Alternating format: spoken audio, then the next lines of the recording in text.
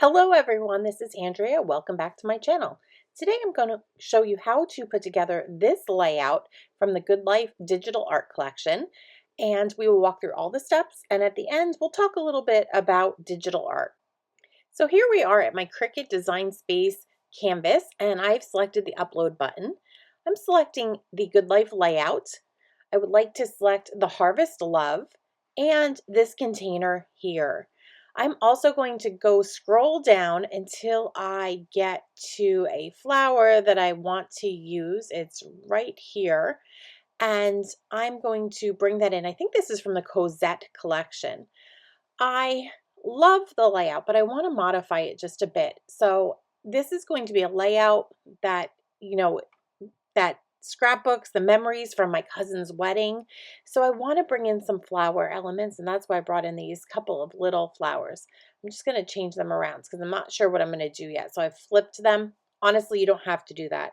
I also want to put this container here instead of the mailbox because I want the flowers to kind of, cascade over the edges of this bucket. And a mailbox doesn't really make sense in a wedding layout. So I'm just going to separate out all of those pieces. I'm going to pull those down and I'm deleting them one by one. So I'm just moving them over and hitting the delete button. I want to make sure I'm deleting the right thing. We're going to go back and I'm uploading the title. I must have missed that.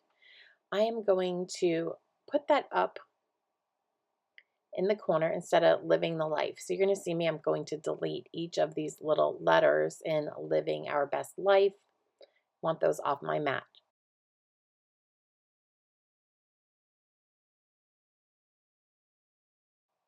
Now it's time to move the title back up. And I do like how that looks. I just think Harvest Love is a much better title for a wedding layout. I'm going to move this little container into place and just see if the flowers feel like they'll be a good fit. I'm going to move this one over. Let's see. I'm going to play with it and just see. But I think the sizing is good, and that's the important part. I'm not planning on using the stems. We're just going to use the little flower bits that we see here. But I just want to see if I like that arrangement. And I'm actually going to just recolor that title to something that I like. Here we are at my crafting desk, and we are going to start assembling this layout. Like I showed you in the Cricut Design Space portion of this video, I am leaving out the mailbox, replacing it with this container, and I have cut some little flowers out of one of our other digital art collections that I will kind of place falling out of this container. That's my plan. I've also changed the Living Our Best Life out for Harvest Love because I thought that was more appropriate for a wedding, like Gather Love. So I did go ahead and cut that out, and I did an offset in my Cricut as well. You'll see that in a few minutes. So the first thing that we have is our base pages, and I'm using Mist for my base. I'm just going to set this aside right here so I can refer back to this sketch as kind of a pattern. So I'm going to just move one of these bases out. So I've got the French vanilla that I cut from my Cricut on top of a piece of mist cardstock. I'm going to actually put the photos aside for a while too as we create here. And then I'm going to bring in the pieces that will make up our left-hand page. Actually, you know what? My right-hand page is on top, so I'm going to bring that in first. And you know what I have? I have the pieces that I've cut out of my Cricut. I kept the negative as well as the pieces that I want right here. And the reason that I'm doing that is because I want to use this kind of as a pattern. So I'm going to just go ahead and start adhering these pieces down. And I'll line that back up again since I knocked it loose. But you're going to see I'm just lining up the part that resembles a square with my base French vanilla right there. And when I put these back in, hopefully, if everything goes well, it's all going to line back up. I have another big piece right here. I'm using the lighter side of Mink up for each of these pieces. I just wanted a very neutral background, and I thought that the Mink lighter side went really well with this layout. Got another piece right here. Pulling in a piece of white daisy there on my tape runner. And then we just have one more big piece, which is right here. And we're going to fit that into our little puzzle as well. And now that that's on, when I lift this away, I've got everything lined up really easily. So I think that's a great way to handle these background pages, don't you? So this you could always use for another overlay if you wanted. I didn't center it, so I could probably trim it down to give it a border, and that might work on another layout. So I might just hold on to that. But for the moment, we're going to set this right-hand page aside. We're going to bring in our left-hand page, and we're going to do kind of the same thing. We're going to bring in all of the pieces. Now these, my blade wasn't really cutting properly, so I have some pieces that are still kind of attached. We'd cut some glitter paper prior to cutting these pieces out, and so I have a bit of a mess with my blade. I should have cleaned it off before I tried to cut, but I think it'll work.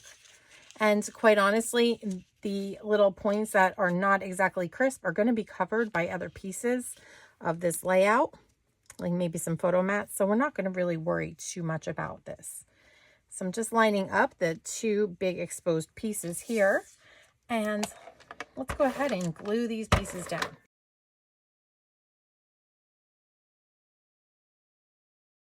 And again, these are going to be held in place once we start putting our photo mats and such down. So you don't have to cover them completely with your tape runner. So we'll just remove this pattern, and look, that is an easy way to place these pieces. So now we've already got our bases done, and we can move on. I think the next thing that we want to do when I'm looking at this is we want to bring in some of the clouds here. And it's a little bit hard to tell which of the clouds are going to go on which side. So we're just going to try to figure this out. And I think we'll put the two bigger ones on this page, and then we'll leave these for the right-hand page. And what I've done, and what I'll show you that I've done, just very lightly opened my mist ink with one of our brushes here from Close to My Heart. And I wanted just a little color around the edge, but I didn't want to do too much. So I just tap into my ink pad. I tap off on a piece of cardstock, and then I just lightly go around the edge. I find that that's a way to just get enough ink to just kind of scuff up the edges here, create some dimension without overpowering it with a lot of color. So I've done that with all four of these clouds. Just seeing, I'm just going over just a little bit more so you guys can see. But I've done that just so they subtly pop off of the background. So set that ink aside, and we're just going to adhere these down. We're going to use the picture from our catalog as a guide. And let's see if we can't get these placed. I do think it's going to go somewhere up here.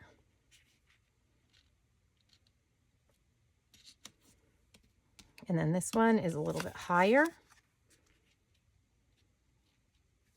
Somewhere up in that neighborhood. You don't have to get these perfect. You just want to make sure that they're high enough up that they're going to stay out of the way of the photo mats and such.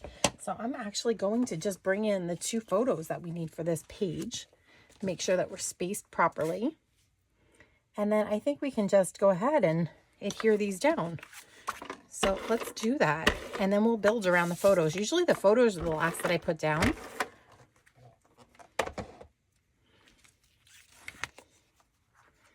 So this one, let's start with this photo right here, because I think if I put this photo up here, just overlapping the cloud, just a tiny, tiny bit, that'll give us room for our title.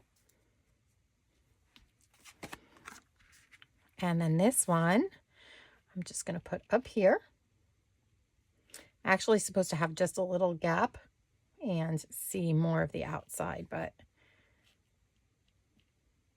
really think that I need to move this one over to do that. So let's just slide this one over just a bit. And that looks pretty good, don't you think? The photo mats also got cut on the Cricut out of the Mocha. I cut them to fit the 4x4 and the 4x6 pictures here. let's see, I do have our little title. So we have Harvest Love, and I could just go around too, just to give this a little definition. Just use the remaining ink on the edge of my brush bristles here. And there we go. I do think that I want to pop this up. Let's just pop this right up in the corner. I just think that's a perfect title for a wedding layout. Next we have, let's see, we've got on this page, we've got the fence and the grass. And let's just go ahead and pull out our fence piece first, because I'm not quite sure which I want. So I'm using the lighter side of Mocha for the fence. And then for the little fence posts, I'm going to use the darker side of Mocha. So pull these out.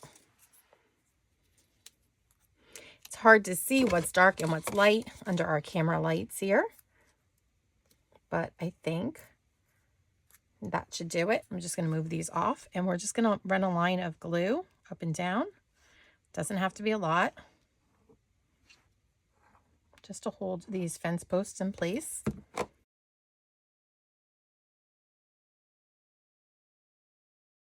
Now, this is where the decision comes in for me, because I know that the grass is meant to go in back of the fence according to the design that we have on the Cricut. I'm not sure which way I want to put it. And I actually am not sure if I want to do dark side up or light side up. So this is what it would look like with the grass in front of the fence.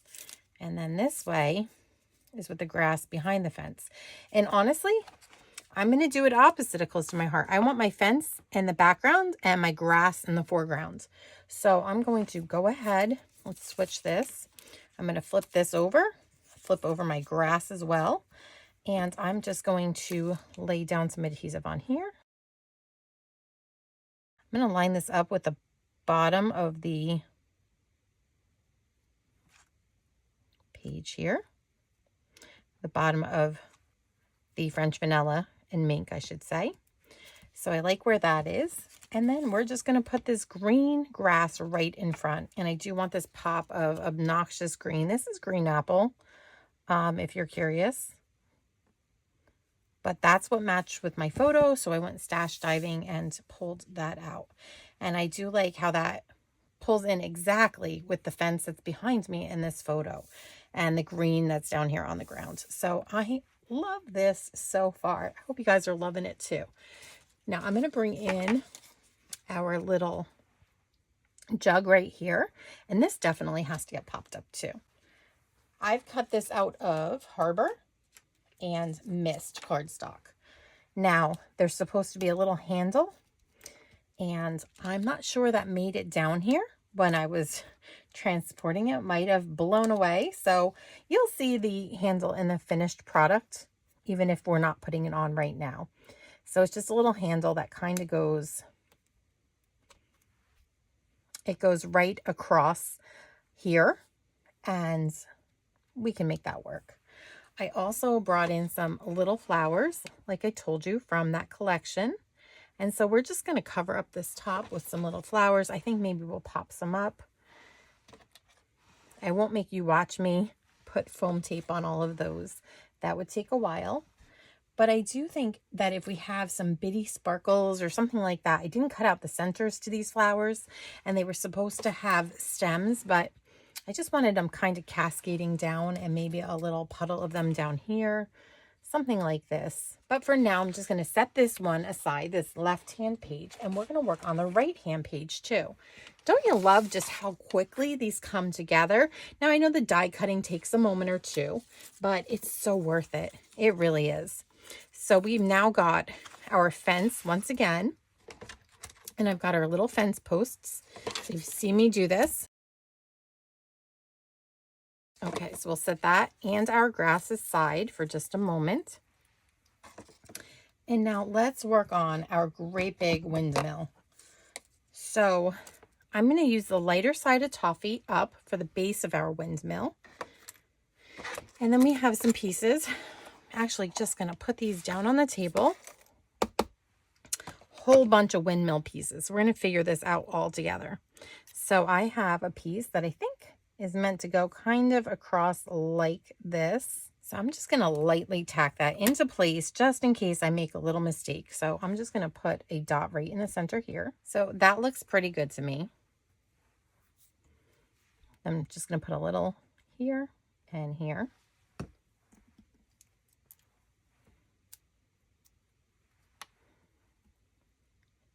These two pieces are a little easier because they just bump and fit right into the middle of this X. We've got one more right here.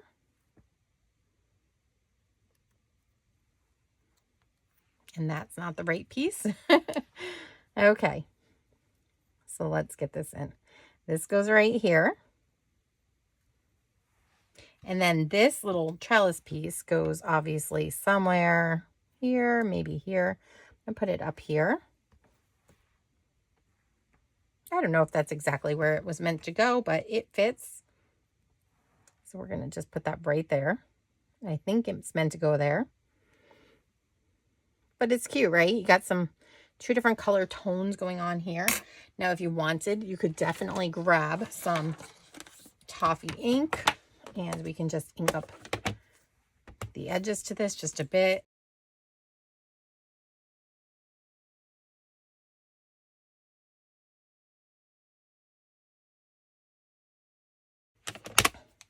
Be sure to just wipe up your work surface just a bit so you get up all that ink so that it doesn't transfer to your next step.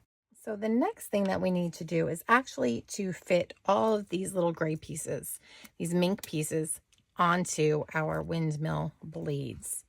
So I've cut this with the intention to have the dark side of mink facing up, and this is Desert Rose, and this will also have the darkest side up. So I'm just going to lay a little glue down right in the center of each blade. I'm hoping that these are all cut about the same because I didn't keep track of which piece was meant to go on which blade. So let's just see how it looks when I start putting them on.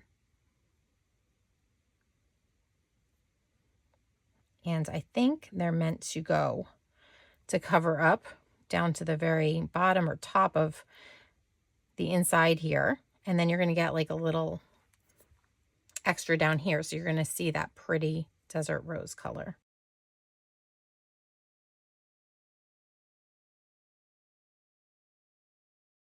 And then we have a centerpiece right here that's meant to go right in the center. So we'll just put a little glue on there. And we'll just adhere that down right to the center of these spokes.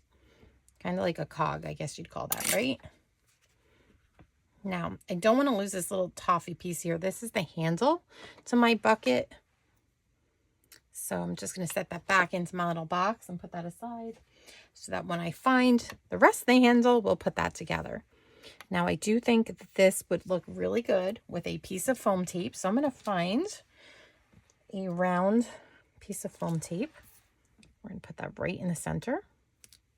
Little foam dot here. And then we will just go ahead and adhere this, match it up. And there we are. Our windmill is complete. I really love the way that that looks. So now we just put together the rest of this right-hand page. It's going to be really easy. So first thing I think we need to do, judging by the looks of it, is actually adhere down our clouds. So the bigger cloud is going to go over here, kind of behind the windmill. So I'm just going to give that some adhesive. I'm going to flip over the little one too. And honestly, I can't even see where this little one goes according to this photo. So we are just going to put it, I think it goes right in front of the other one. So let's see how that looks. So this looks like it goes just about there. And then we'll just put the little one right here. Good, good, good. So next, let's just put some adhesive onto this big part. I think we might have to put some foam tape onto our windmill blades. We can always add that later though. And let's see how this ends up looking. So it looks to me like this kind of goes about there. I'm just going to line up the feet of the windmill down here at the bottom so that I know it's straight with the base. Love the way that that looks. Just love the colors. And then we're going to do the same thing. We're going to adhere the fence post down, followed by the grass. So let's go ahead and just run a little adhesive down on each fence post. That'll be enough to adhere it to our layout.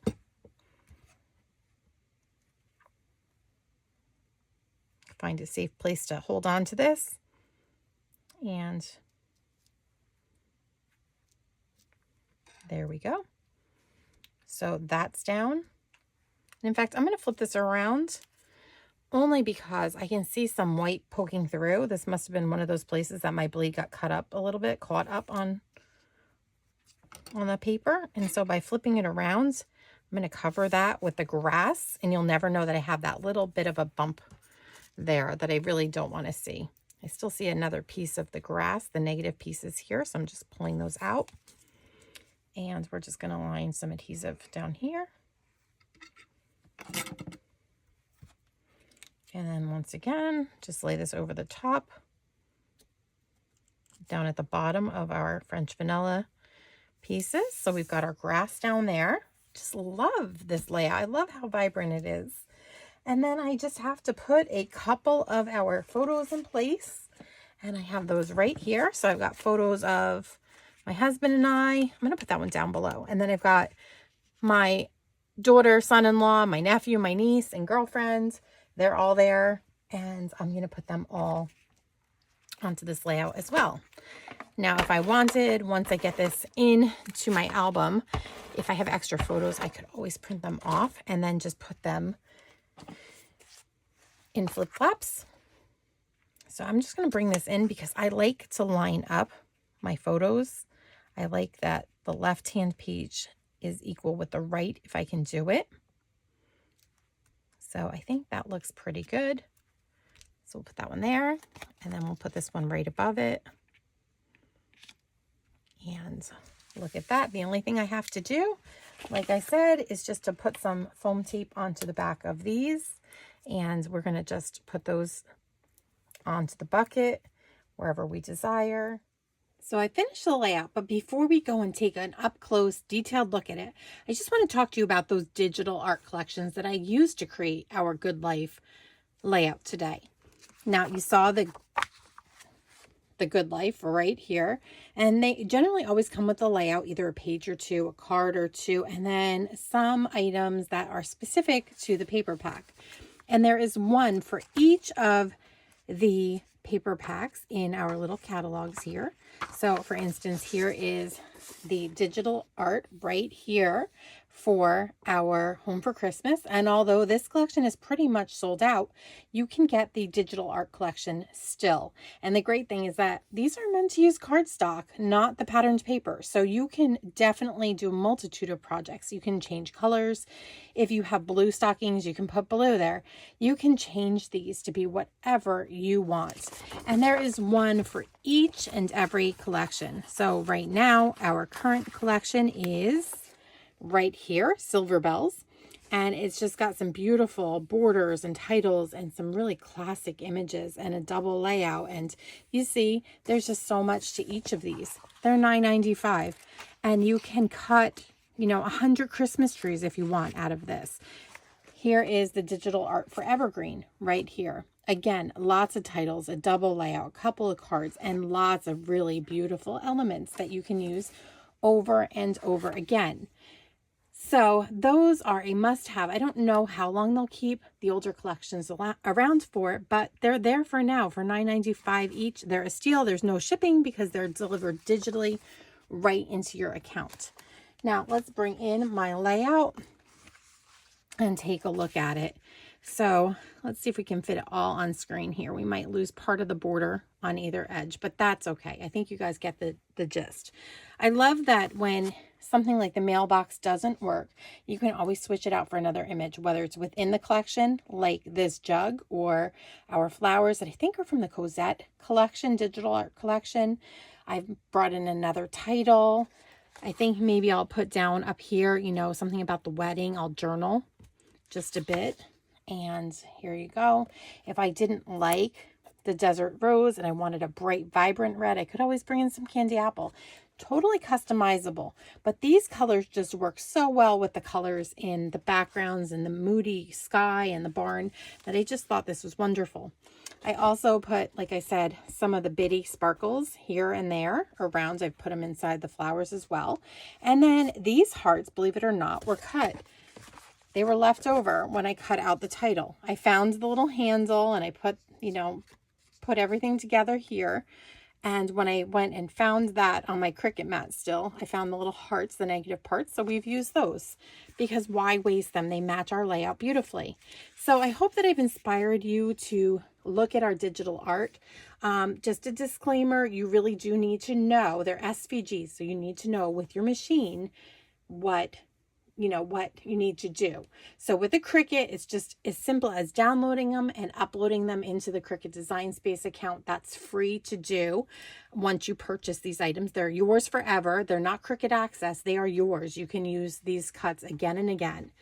Now, if you have a silhouette, you might need to just look into a designer edition or a business edition. I think you just need this one-time upgrade to be able to pull SVGs in.